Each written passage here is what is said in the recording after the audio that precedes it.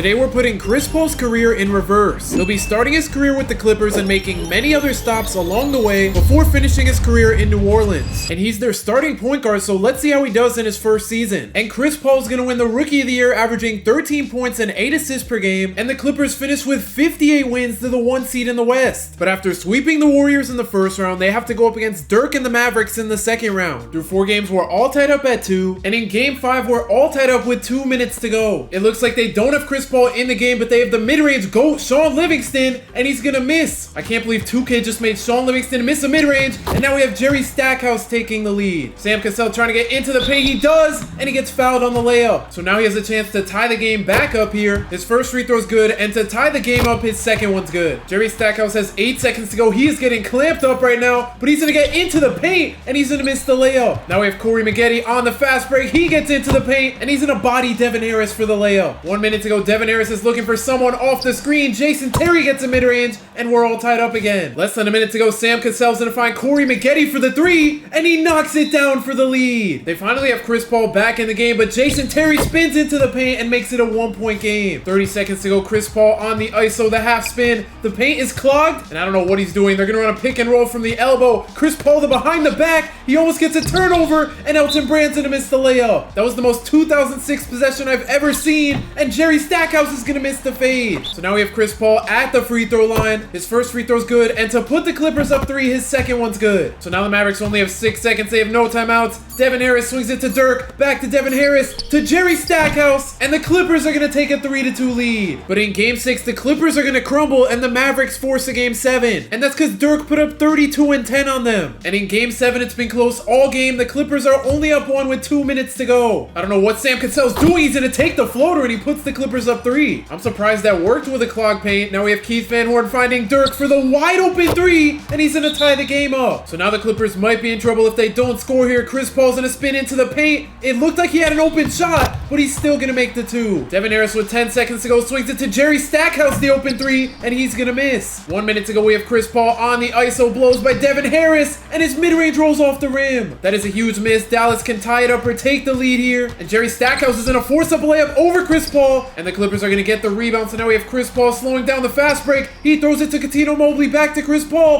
the layup, the brick, and the Mavericks get another chance. This offense has been so sloppy. Now we have Jason Terry guarded by Chris Kaman. He gets fouled on the layup. That looked like a clean block. I don't know how that was a foul, but his first free throw is gonna miss. Clippers just got a big ball don't lie moment there, and his second free throw is good. But now with 26 seconds, the Mavericks are gonna foul. Cuttino Mobley knocked down his first free throw, and his second free throw is good. So now the Mavericks have a full shot clock to either hit a 2 or tie the game up here. Jerry Stackhouse on the ISO trying to get into the paint. He does, and they have to foul again. Chris Paul, let's be clutch here. Let's knock down both of these free throws. That first one looked like it was gonna miss. But now to bring it back to a 3-point game, his second free throw. Bro, why did those both look like they were gonna miss? 12 seconds to go. Jason Terry is just gonna pull the deep 3, and he knocks it down to tie the game up. I don't know how that went in. What? But the Clippers still have 10 seconds here to get a good shot. Chris Paul with 6 seconds to go. The crossover, the layup, he's gonna miss. Chris Kaman can't get the board, and now Dirk has to chug up the full court shot, and we're going into overtime. And in overtime, we're all tied up with 2 minutes left. Devin Harris is gonna find Jerry Stackhouse coming off the screen,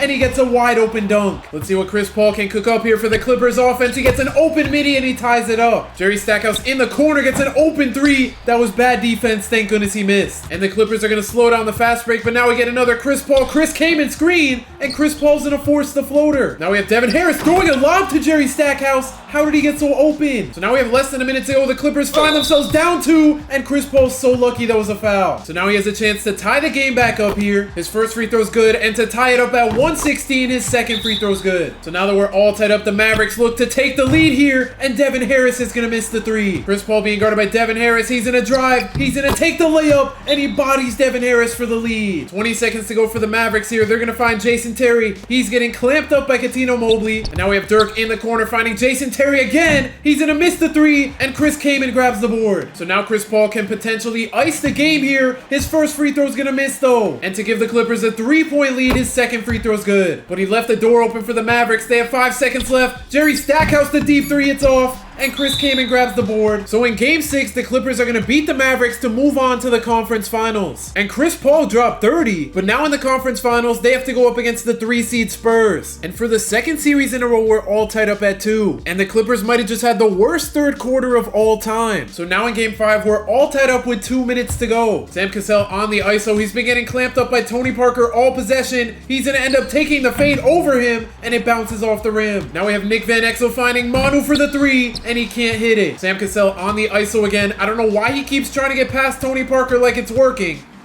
And this time he's going to pull up for the mid-range and he knocks it down. Funny how after that big shot, they sub him out for Chris Paul, and Chris Kamen's going to get the steal. So now we have Chris Paul on the break trying to get past Tony Parker, but he's going to miss the layup. Tony Parker looking to even up the score here. The crossover. He gets near the paint. He almost gets into the paint. I don't know what he's doing. 5 seconds to go. He's getting clamped up by Chris Paul. He's going to have to force up the shot, and it goes in for the tie. If you made it this far into the video, 98% of people who watch me aren't subscribed, so make sure you hit that subscribe button so you're not one of them. Some of these shots going in are very questionable, but now Corey Maggette gets a 3, and he's going to miss it. That looked like a free shot. Now we have Tony Parker on the break, the layup. He's going to miss this time. So now Chris Paul could hit a big shot here. He's going to use the screen from Chris Kaman, trying to get past Tony Parker.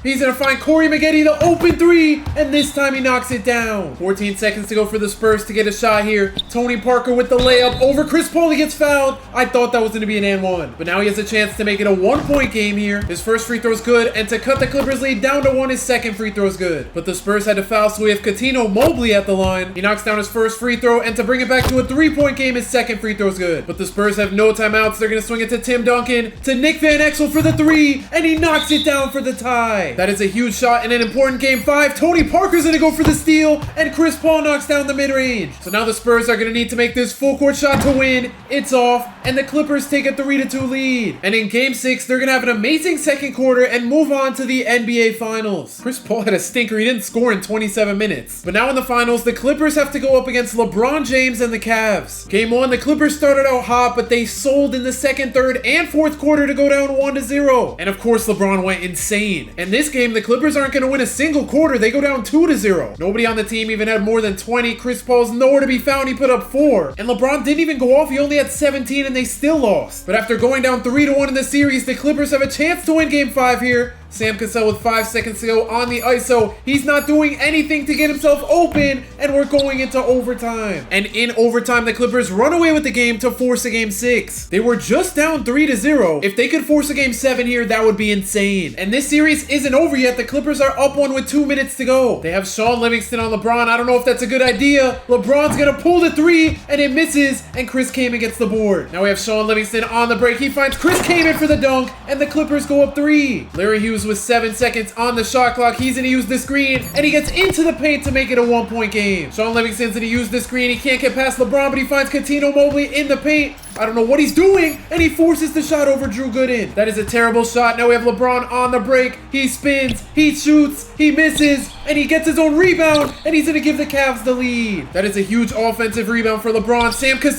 Why did he shoot that? And how did that go in? What? I am not complaining though, especially if it means the Clippers force a game 7, but they still have to stop LeBron here. LeBron's gonna pass it. Now it's up to Larry Hughes on the drive. He's gonna take the layup, and he knocks it down to put the Cavs up by 1. So now at 20 seconds to go, we have Chris Paul in the game. He's gonna find Kittles coming off the screen, and he's gonna miss the wide open 3. So now the Clippers are gonna need a missed free throw here. The first one bounces in, and to give the Cavs a 3-point lead, Murray's second free throw is good. So the Clippers have no timeouts. They have 14 seconds to get a shot here. Corey Maggette, please don't do something stupid. He finds Elton Brand, and we're settling for an Elton Brand contested 3. That's really how the Clippers are going to miss out on forcing a game 7 and lose in game 6 of the NBA Finals. So unfortunately for Chris Paul, he's going to have to wait till later down the line to win an NBA championship. But in year number 2, he gets a fresh start in San Antonio as he gets to play with Tim Duncan, Tony Parker, and Manu Ginobili. He has to come off the bench now, but let's see if he can improve from his rookie season. Tim Duncan's going to win the MVP,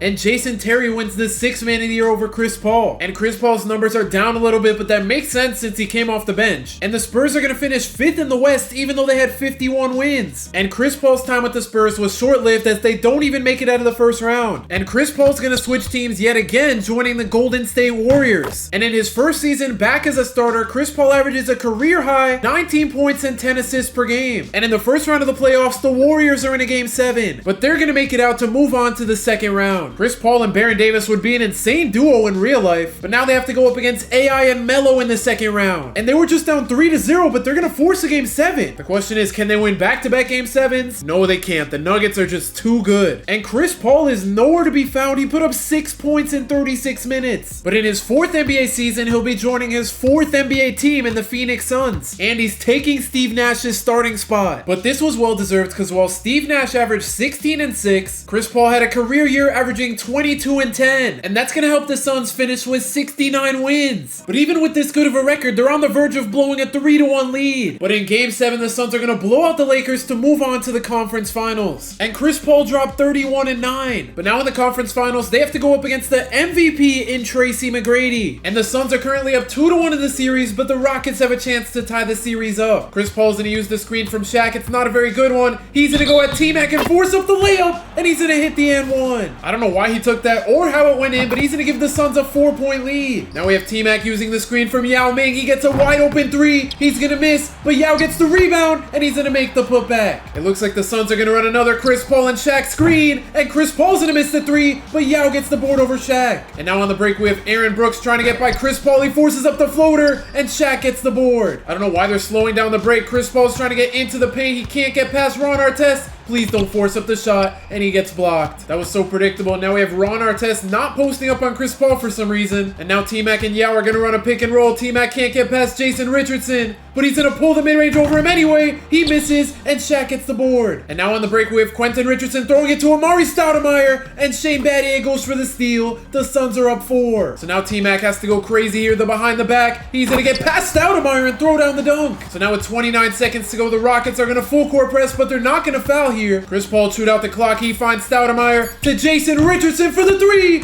and he puts the Suns up by 5. That was a huge shot. Now the Rockets might need a miracle here to win game 4. Shane Battier the 3 over Stoudemire, and he knocks it down to keep them alive. And the Rockets had to foul, so now we have Chris Paul at the line. His first free throw is good, and to hit the dagger, his second free throw is good. So the Suns are going to win and take a 3-1 lead in the series. T-Mac had 40, but Chris Paul cooked with 35 and 12. And in game 5, the Suns are going to take down the Rockets and move on to the finals. And now they have to go up against this Raptors team. I have no idea how they made the finals, but we somehow have a 2-2 series after 4. Game 5, the Suns were terrible on offense in the 4th quarter, but they're still gonna win. Chris Paul had 29. Amari Stoudemire almost had a 20-20 game, and Bargnani dropped 36 on them, but aside from this big 3, their team is pretty bad. And in game 6, the Suns are gonna take down the Raptors, and Chris Paul is now a one-time champion. But he'll have to wait for his first finals MVP because Amari Stoudemire is gonna win the award. And in Chris Paul's second season with the Suns, he averages 20 points and 10 assists per game, and even though the Suns won 62 games, they're sitting at the 4 seed. And after winning a championship last season, they're gonna get eliminated in the second round. But in Chris Paul's final season with the Suns, he's gonna make the All-NBA third team, averaging 17 points and 10 assists per game. All for the Suns to finish as the 6th seed and get eliminated in the first round. But now it's time for a new chapter in Chris Paul's career, as he'll be joining the Oklahoma City Thunder. And they have a starting lineup of Chris Paul, Russell Westbrook, Kevin Durant, Serge Ibaka, and that one guy that we just don't talk about. And then they have Harden off the bench. And with the addition of Chris Paul, the Thunder finish as the best team of all time. And Chris Paul's gonna make another All-NBA team, averaging 13 points and 12 assists per game. Now, I'm just kidding. He didn't make an All-NBA team, but he averaged 16 and a career-high 11 assists. And with a record this good, the Thunder are easily gonna make their way to the finals. And they're not gonna sweep the Heat, but they're gonna beat them in 5 to win Chris Paul his second championship. And KD just averaged 36 to win the finals MVP. And after one season with the Thunder, Chris Paul would leave to join the Rockets. But he isn't alone, as James Harden would also be leaving the Thunder to join the Rockets. So now we get the Chris Paul-James Harden duo a little earlier than in real life. I mean, technically it started last season, but you guys know what I mean. And in their first season in Houston together, Chris Paul's gonna win the MVP. And Jeremy Lin wins the 6th Man of the Year. Chris Paul MVP is the last thing I expected. And why is everyone on this team on an All-NBA team? We have James Harden here, we have Omer Asik here. James Harden averaged 27, 5, and 5, and Omer Asik averaged 13 points with 12 rebounds. And the Rockets finished the season with 60 wins. They're the best team in the whole league. And they're gonna easily make their way to the conference finals, where Chris Chris Paul and James Harden get a revenge series. The only problem is this Thunder's lineup looks way better than the Rockets. The Rockets are going to take game 1, though they absolutely blew out the Thunder in that second quarter. And that's because James Harden dropped 58 and Chris Paul had 30 points with 16 assists. James Harden's averaging 31 in the playoffs and Chris Paul's averaging 28. Game 2 is also going to go to the Rockets. I'm going to take a wild guess that James Harden went off again, and he didn't, but we had 3 people put up 24, and Westbrook is not cooking. He shot 1 for 7. Game 3, we're back to reality. The Thunder finally win a game. James Harden put up 31. Chris Paul's nowhere to be found. He put up 9 points, and they had Reggie Jackson put up 20. And in game 4, we have a close one. The Thunder are up 1 with 2 minutes to go. Chris Paul on the ISO trying to get by Westbrook. Why is he just walking? He's going to take a step back mid-range over Reggie Jackson, and he knocks it down for the lead. The Thunder don't have KD in the game. Hopefully the Rockets can take advantage of that here.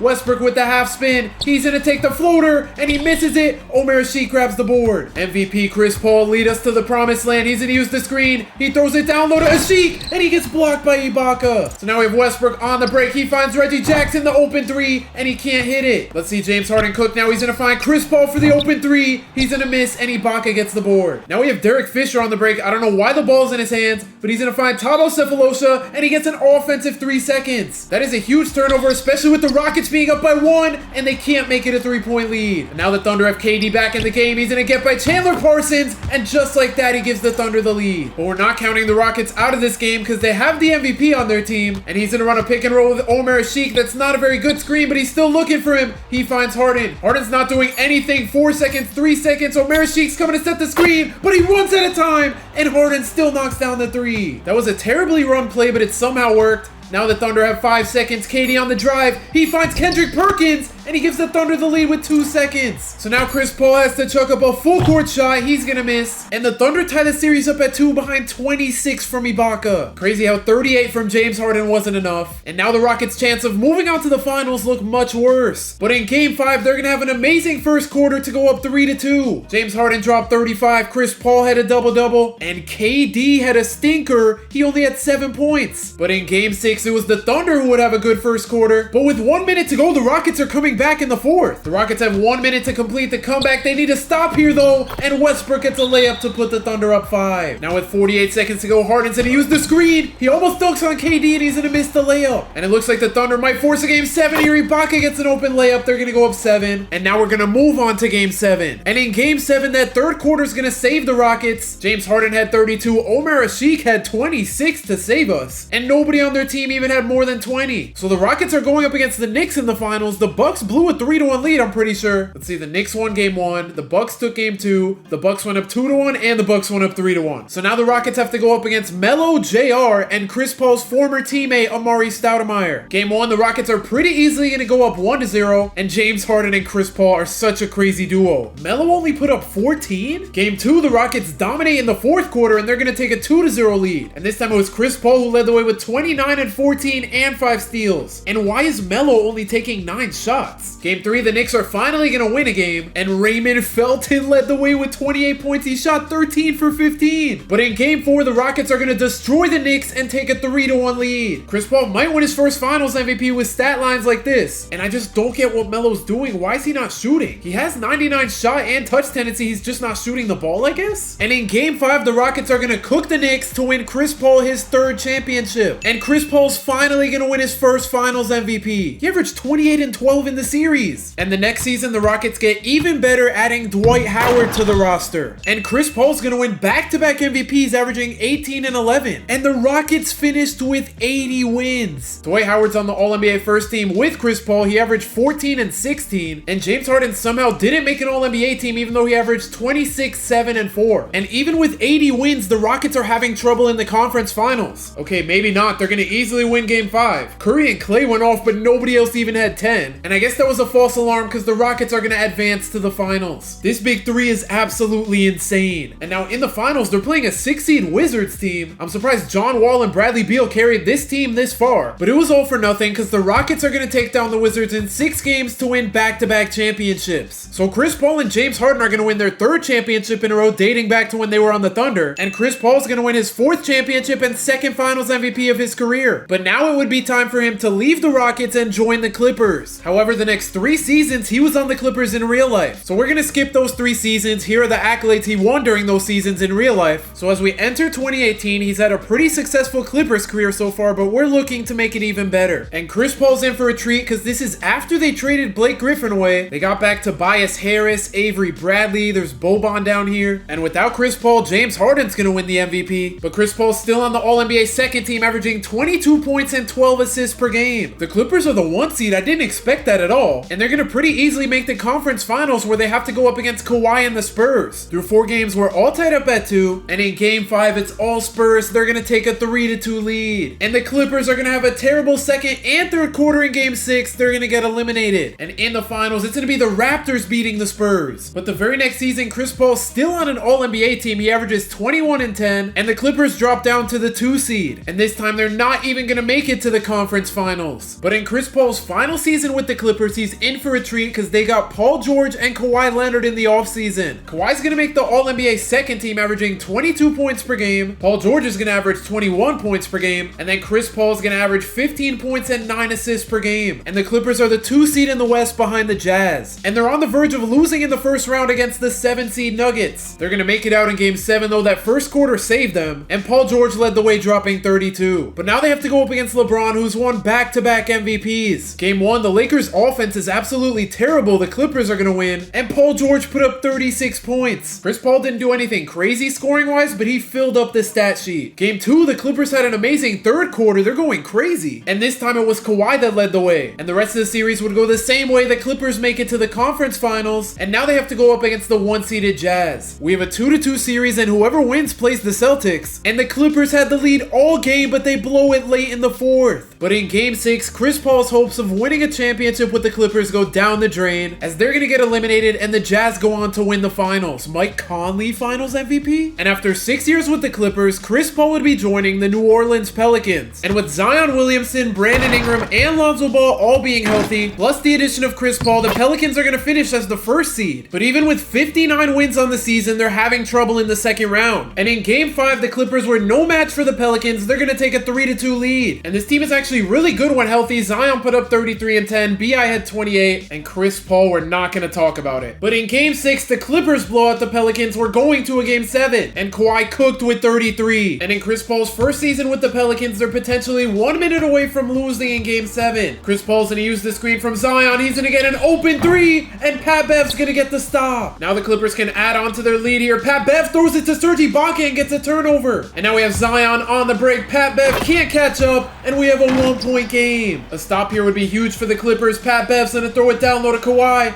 being guarded by Josh Hart's going to take the fade, and he knocks it down. So now the Pelicans have no timeouts here. They're going to need to score if they want to stay alive. Chris Paul, and he's going to get a turnover. And even though Chris Paul averaged 16 and 10 to help the Pelicans clinch the 1 seed, he's going to be the main reason they get eliminated in the second round. But the next season, even though the Pelicans added CJ McCollum, Zion's out for the whole season. But even with this being the case, the Pelicans are the 4 seed. Chris Paul averaged 16 and 10 for the second season in a row, and CJ McCollum led the team averaging 25 a game. But without Zion, the Pelicans are going to lose in the second round. But even with Zion back, the Pelicans are the 4 seed for the second season in a row. Chris Paul averaged 16 points again, but he's up to 12 assists per game. And in the second round, they're somehow up 3-1 against the Nuggets. The Nuggets are going to take game 5, and the Pelicans move on to the conference finals. But now they have to go up against Luka and Kyrie in his first season with the Mavericks. Game 1 was kind of close, but not close enough. The Mavericks take a 1-0 lead. Chris Paul almost had a triple-double, but it doesn't even matter. Luka dropped 36. Kyrie surprisingly didn't even put up 10 points, and the Pelicans still lost. Game 2, it looks like we might have another blowout here. The Mavericks went crazy in the second half. Zion only put up 13. He shot 4 for 16, and Brandon Ingram shot 3 for 11. The fact that a 38-year-old Chris Paul is leading this team is crazy, and unfortunately for the Pelicans, they're gonna get swept. And Luka's not even gonna get his ring. Embiid wins the finals MVP. And with Chris Paul and CJ McCollum both dropping in overall, the Pelicans are gonna finish as the 5 seed. Chris Paul's super consistent. He averaged 16 and 11 this season, but in the first round, the Pelicans are on the verge of blowing a 3-1 lead, and they're cooked, so LeBron's gonna add another 3-1 comeback to his resume. And why is it always Chris Paul carrying? Like, why does Zion have 16 points? But now with the addition of DeJounte Murray, Chris Paul has to come off the bench for the first time since I think his rookie season. And off the bench, Chris Paul averages 9 points and 7 assists per game, and the Pelicans get way better. They're up to the 2 seed. And that's because with a healthy team, team, Zion averaged 27 points per game, all to blow a 3-0 lead in the first round. They won game 1 by 19, they won game 2 by 8, and they won game 3 by 9 just to lose the series in 7. The Clippers are going to make their way to the finals as a 7 seed, and they're going to win. James Harden's going to win his 3rd championship since he won 2 with Chris Paul. And in Chris Paul's final season, the Pelicans fell off a cliff. But at the age of 40, he still averaged 8 points and 6 assists off the bench. So with Chris Paul's career in reverse, he finished with 29,085 points, which would put him 9th all-time, 2 regular season MVPs, both with the Houston Rockets, 2 finals MVPs, both with the Rockets, and 4 championships, 1 with the Suns, 1 with the Thunder, and 2 with the Rockets. Comment down below if you think this makes him the best point guard of all time, and if you enjoyed the video, make sure to subscribe. If you want to see me put Russell Westbrook's career in reverse, click the video on the screen right now.